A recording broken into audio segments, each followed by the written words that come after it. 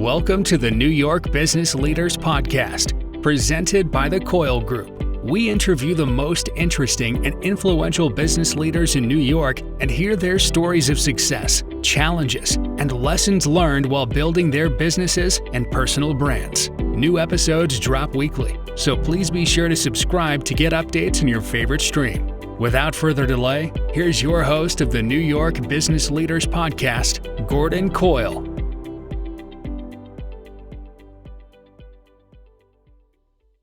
Welcome back to the New York Business Leaders Podcast. I'm Gordon Coyle, and today Tina Larsson from the Larsson Group joins me to talk all things condo and co-op. Tina is the powerhouse behind the Larsson Group, New York's premier co-op and condo consultant, who's helping New York City co-op and condo owners increase their property values. She's also the author of Living the High Life, How Smart Co-op and Condo Owners Protect Themselves and Their Investment, which is available on Amazon. Tina also holds an LEED or LEED Green Associate designation and is on a mission to make New York City safer, more sustainable, and more affordable, one building at a time. If you serve on a board or live in a condo co-op building, this is a critical conversation you'll want to listen to. If you'd like to connect with Tina, go to her website, thefolsongroup.com. That's TheFolsongroup.com. And go to the contact tab. You can also reach out and connect with her on LinkedIn, and that's where Tina is often posting some good information. That's Tina Larsson, Larsson. Before we move on, please contact me if you have an interesting story that you'd like to tell on this show. My email is gbcoyle@thecoylegroup.com, or you can call me at 845-474-2924. I'll have Tina's contact info and mine in the show notes. Now, thank you, and on to the show. Hey everyone, welcome back to the New York Business Leaders Podcast. I'm your host, Gordon Coyle, and today I've got Tina Larsson from the Larsson Group with us. Tina's also just released a new book, so we're excited to hear about that. Welcome, Tina. Thanks for being on the show. Thank you so much, Gordon. Thank you so much for having me. It's good to see you again. Tina and I have known each other for years in the networking scene around Manhattan. She's a very active networker. So if you're out and about, you're probably going to run into her at a meeting or two. Tina, why don't you just take a couple of minutes, introduce yourself, tell us what you do, maybe talk a little bit about your new book, and we'll kind of just jump into the conversation that way. Okay, sounds good. Thank you so much. So I'm the co-founder and owner of the Larsson Group, and I'll tell you how the name came about. So we are the premier co-op and condo consultant in New York City. We help co-op and condo owners increase their property value by consulting with their boards who represent them on how to reduce their expenses. And those are expenses of the ongoing operating expenses, like insurance, for instance, and many other costs, as well as all of their projects, so their building upgrades. Great. And that's what we do. In short, I can tell you how we ended up in that area, and I just wrote a book about exactly that. I wrote a book because I feel that co-op and condo owners, they don't know that they need to take a proactive role in their community.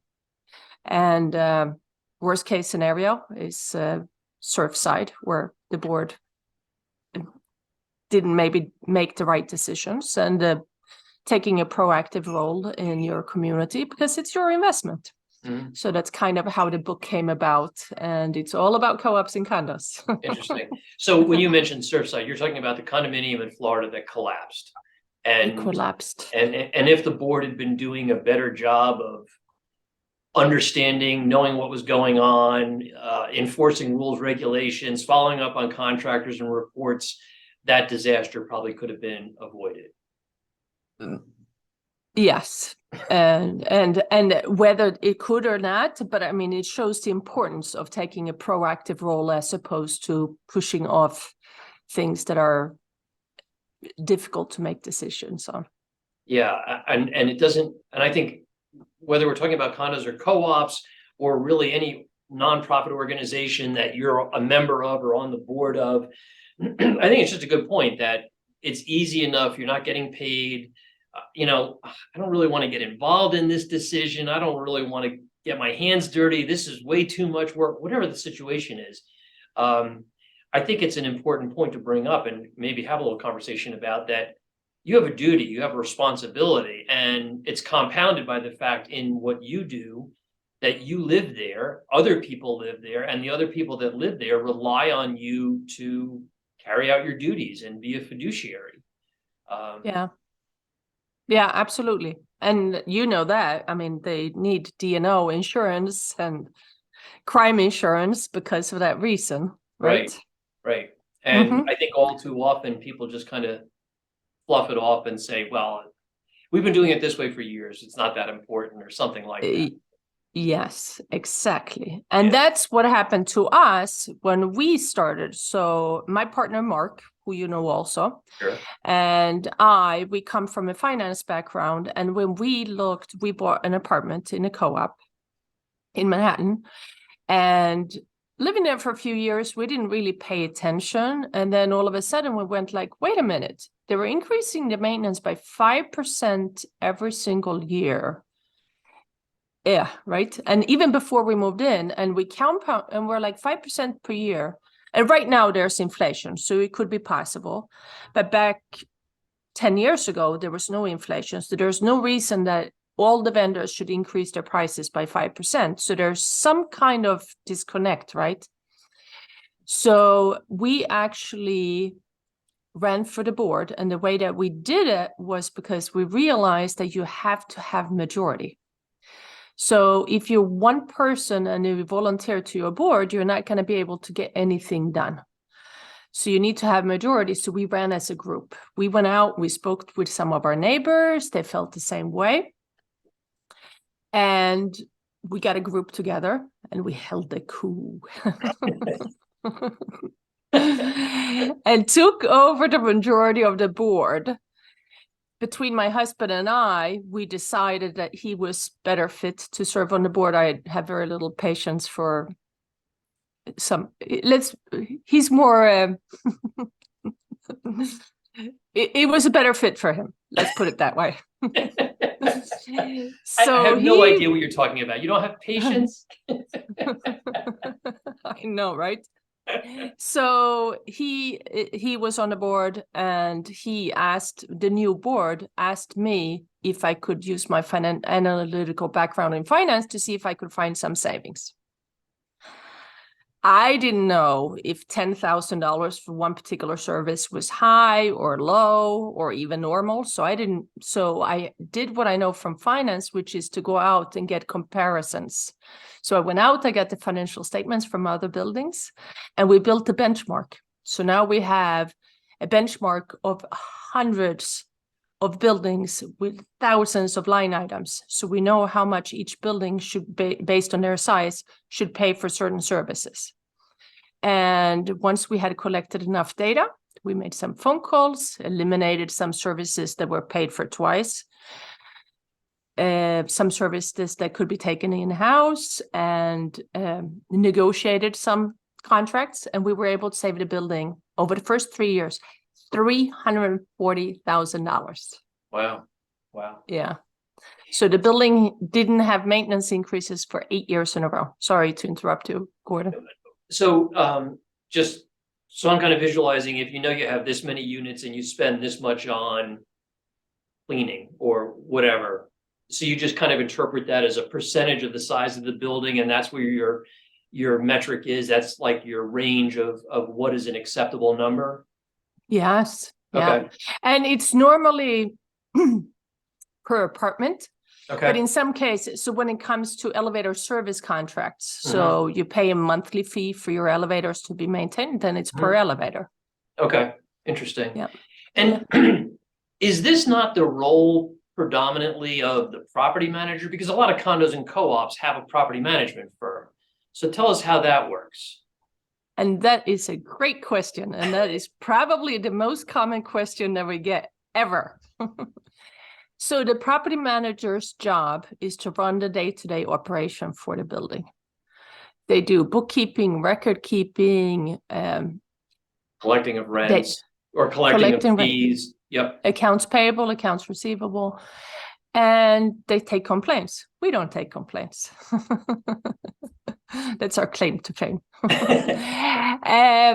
No, we go in there. I mean, we have a very specific role.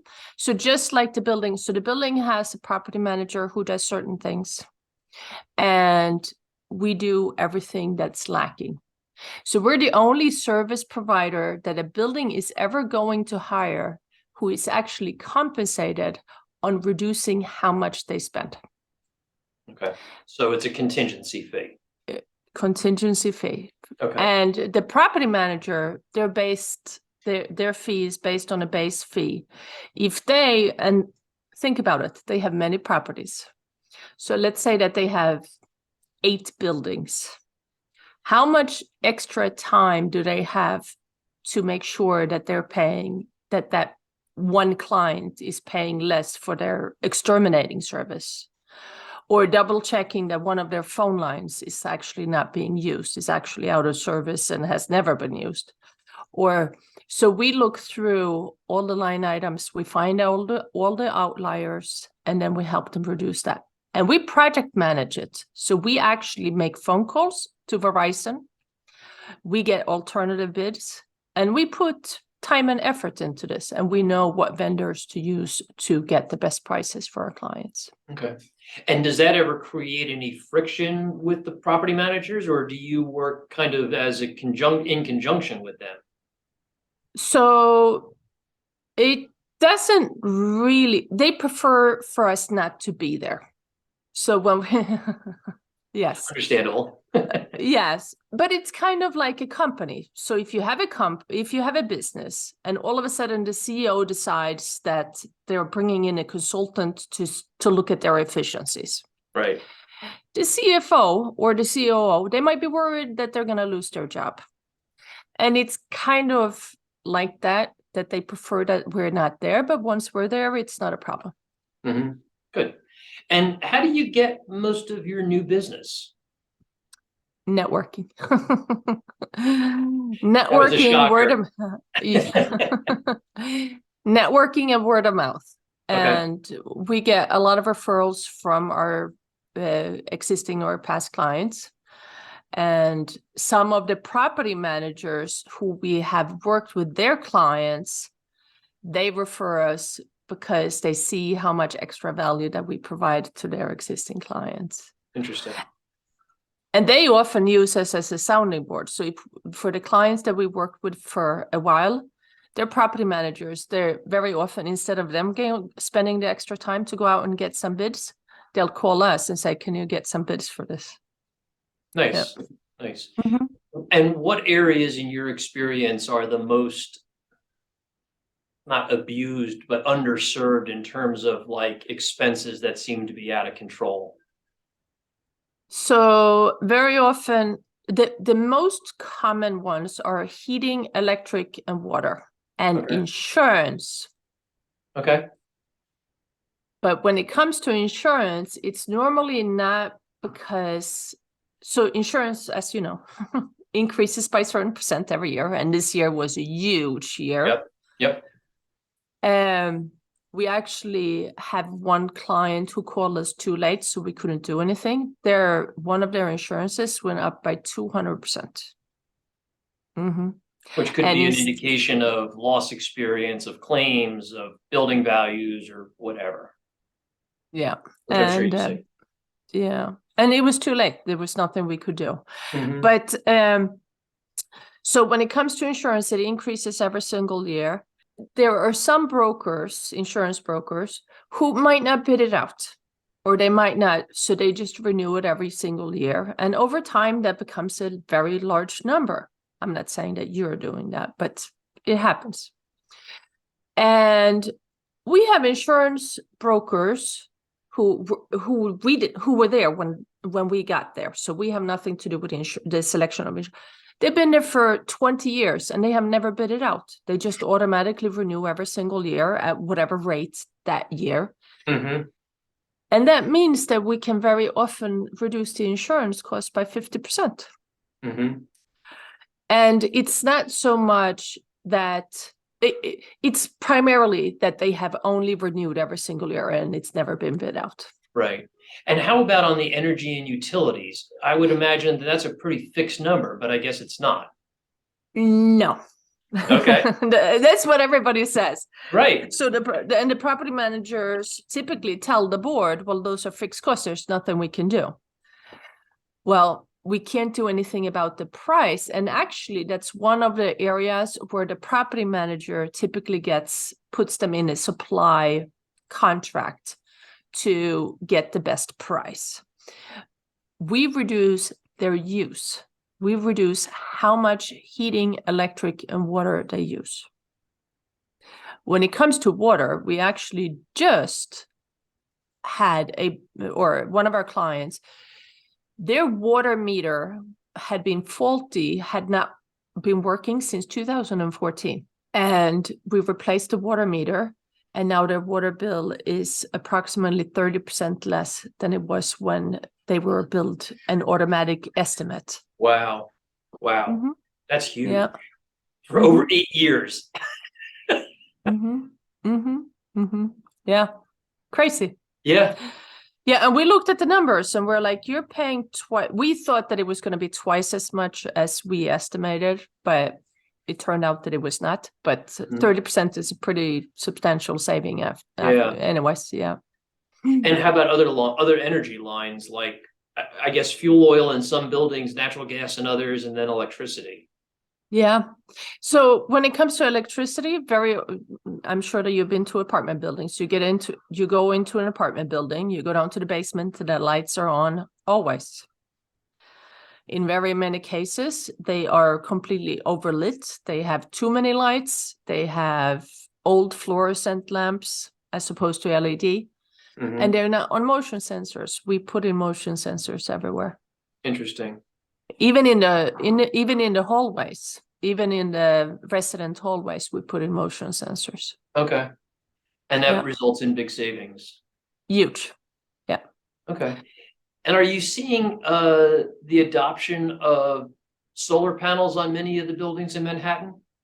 No, but we see that it's going to happen. Mm-hmm. We have installed some solar panels. Mm-hmm. And one of them is actually a very cool installation because it's on the water tower. So you know how all tall buildings in New York, they have a water tower. Yep. So the solar panels are installed on the south facing wall of the water towers. Okay. And then over the elevator shaft, it's angled. Mm-hmm. And then it serves as the shading area for people who are up and using the roof. Oh, interesting.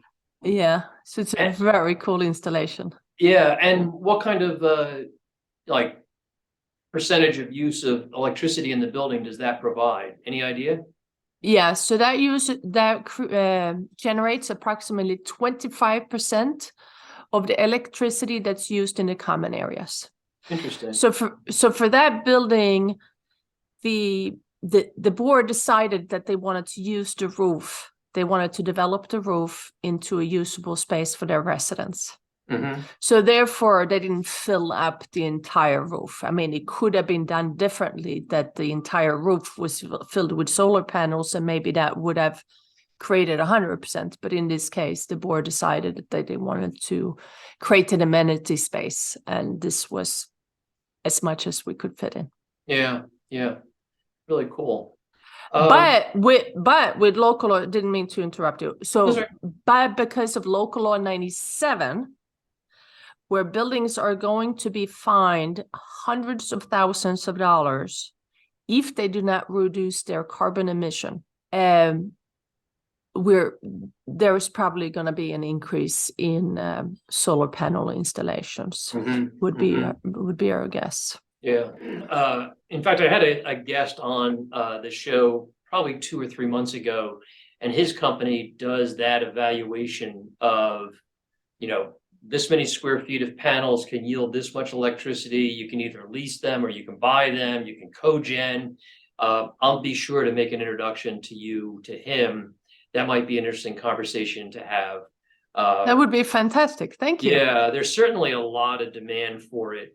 In fact, I just had an email from our church that said that was something that they would want to look into. But I think the thought process for a lot of people who have large rooftops or even small, smaller buildings with smaller rooftops think they've got to make the investment. But there's options out there to do leasing of your rooftop as if it was, property or land upstate where they do a lot of these solar arrays. So it's just there's a lot of interesting options out there that a lot of people just don't know about. So that's just an interesting thing that you're doing. Yeah. Thank you. Yeah. No, we're not solar panel experts, but we work with partners who do that. And exactly what you just said, that there's one firm that we work with who actually leases the roof, and then they do the installation, and then they pay basically rent to the building. Right, for the footprint of what the roof space is or something like that. Yeah. What other interesting, cool new ideas are coming to the real estate market in Manhattan and around the boroughs? Well, there's huge improvements in the technology space and the energy space. So when it comes to technology, it used to be that there was one firm that had the majority of the communication portals for buildings. But nowadays, there's a lot of new competitors coming into that space. So, and we actually, there's one, it's an app, it's a one new tech specifically for nonprofits and clubs and co-ops and condos where you can tip. It's basically a Venmo for communities where you can tip your staff through an app, and you set it up on your end, however you want to pay it, credit card or your checking account or however you want to set it up. And then you just divide it in between all the stuff. So you don't actually have to go and hand an envelope. So that's pretty cool. Yeah. I just did a LinkedIn article with him. Interesting. So, yeah, it's called, what is it called? Grazie. Yeah, it's very cool. Yeah. And but I mean, all the portals are, there's Hire Super is one of the newer portals, and they have its communications and it's for maintenance requests, etc. And it's it can be on your app or on your computer, but it's a portal where the communication is made easier. Yeah. Tell us about your book. Oh, the book. Yes, the book is about living the high life, and it has nothing to do with living the high life. It's all about co-op and condo living. And it's about the importance and all the steps and all the tools that you need to get involved in your community. So you make this investment. In many cases, New Yorkers make their largest lifetime investment in their apartment. And then the book is talking about how important it is to take a proactive role, to get involved, to get on committees, to have a say, as opposed to just sitting there and letting the board do what they do. So it's kind of like, it's protecting your own investment. Yeah. And it has all the tools and the tips. I even have a workbook where you can just download and get templates of agendas and minutes and proxies and ballots, and you can just copy and paste them and use them however you want to get involved in your. It's about networking, how to get to know your neighbors. Where do you even start? Should you run as one person? Should you run, which we don't recommend. You should run as a group so that you have a say. How to find other neighbors who are passionate about the same things that you're passionate about. So if you're the only person who wants to install a roof garden, then you're probably not going to be able to get it done. But if you speak with your neighbors and find out who else is interested in installing a roof garden, then try to get them on the board so that you together can run that project. Yes. So a good read for anybody who lives the condo co-op life in New York or anywhere across the country, really. Yes. Yes. And how are you marketing it? Oh, so how am I marketing it? Primarily on LinkedIn. Okay. LinkedIn is my go-to spot. And I know that you had Joe Apfelbaum on your show. Yep. Great rapping there. I hope you weren't expecting any rapping from me today. No, and I won't be rapping either. But he's very good at it, and he's very creative. energetic. Yep. Yes. So I joined his Evergreen Networking coaching program a couple of years during the pandemic when we weren't allowed to go anywhere. And so I'm taking all of his strategy techniques, and that's how I've been using all of those to promote the book. That's great. It's available on Amazon. It's self-published and it's on demand, and it's available as a paperback or a Kindle. Okay. Yeah. I would imagine that, somebody that take one of my kids that, graduated from college, got a job in Manhattan, got an apartment in Manhattan, got their second apartment in Manhattan, and was always renting. Then you buy a condo or a co-op. You don't know that this is kind of maybe one of your responsibilities of ownership. That I would imagine a lot of people never considered as a responsibility. They just think it's like, well, the board will take care of it. Yes, but I mean that's kind of like a government. Yeah. So I mean it's been that especially when it comes to schools, right? That nobody was involved, and then everybody's working from home. The parents understand that this needs to be done slightly differently. And now we see a huge surge in school board involvement. And I mean, in New York, approximately 30% own their apartment, which means that they're in a co-op or condo. Right. And so if you own in New York City or anywhere else, it's fine too. Then this is a guide on how to get involved. How to get involved in your community, how to kind of create better outcomes for yourself and your neighbors and your community, and how you all live together and get the amenities you're looking for and not overpay for certain things, I'm sure. Yes, absolutely. I mean, that's how you increase property value. And the relationship between how much you pay per month and your property value is inverse, right? So the less you pay per month in maintenance, or common charges, which is all the shared cost that goes into paying for all the services in a building, and how much the prices or the property value is, they're inverse. So the lower property cost or the maintenance cost, the higher property value. Interesting. Good. Well, I think we covered a lot of the bullet points we wanted to cover today. Did I miss anything? I'm trying to think. No, I don't think that we missed anything. Okay. Tina, it's great having you on the show. Good to see you again. Thank you. Thank you. Have a great one. And if anybody wanted to reach you, what's the best way to do that? So our website is thefolsongroup.com. That's THEFOLSON group.com. And there's all kinds of connections availability there. You can call me, email me, set up a strategy call right there.